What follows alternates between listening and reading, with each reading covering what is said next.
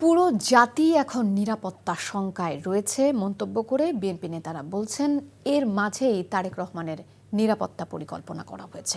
দেশে ফেরার দুদিন পর ২৭ ডিসেম্বর জাতীয় পরিচয়পত্র ও ভোটার নিবন্ধনের জন্য বিএনপির ভারপ্রাপ্ত চেয়ারম্যান তারেক রহমান আবেদন করবেন বলে জানিয়েছেন নেতারা। পৃথক অনুষ্ঠানে তারা এসব কথা বলেন, জানাচ্ছেন হাসান মাহমুদ।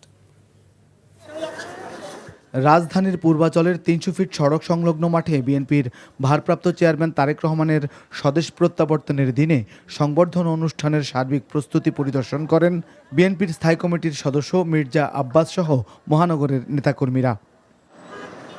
এ সময় তিনি জানান, ২৫ ডিসেম্বর ঢাকায় বিপুল সমাগম হওয়ার আশা করা হচ্ছে।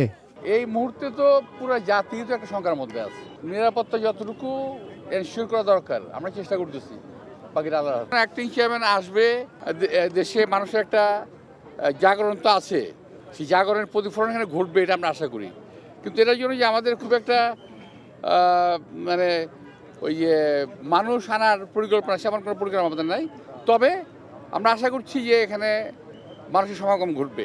এদিকে তারেক রহমানের পরিচয়পত্র ও ভোটার নিবন্ধন সহ সার্বিক বিষয়ে প্রধান নির্বাচন কমিশনার এএমএম নাসির উদ্দিনের সঙ্গে বৈঠক করেন বিএনপির স্থায়ী কমিটির সদস্য সালাউদ্দিন আহমদ।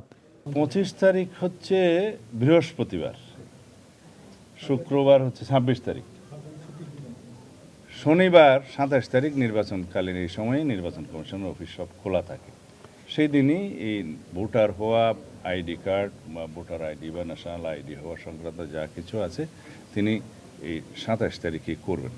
এছাড়া মনোনয়নপত্র সংগ্রহের সময় মামলার তথ্য দেওয়ার যে কথা বলা হয়েছে তাতে সংশোধনী আনতে কমিশনের প্রতি দাবি জানিয়েছে বিএনপি। এদিকে দলের চেয়ারপারসনের গুলশান কার্যালয়ে বাংলাদেশ জাতীয় দল বিলুপ্ত করে নেতাকর্মীদের নিয়ে বিএনপিতে যোগ দিয়েছেন জাতীয় দলের চেয়ারম্যান সৈয়দ এহসানুল হুদা। জোটের থেকে নির্বাচন হবে, কোথেকে করবে, আর নির্বাচনের ঘোষণা হবে তখন পাবেন, তখন সেটা জানতে পারবে। এটা হচ্ছে যোগদানের পর্ব। বিএনপি মহাসচিব মির্জা ফখরুল ইসলাম আলমগীর এ সময় যোগদানকারীদের অভিনন্দন জানান। আমাদের জন্য আনন্দের ব্যাপার হবে। Hasan Mahmud, NTV news, Dhaka.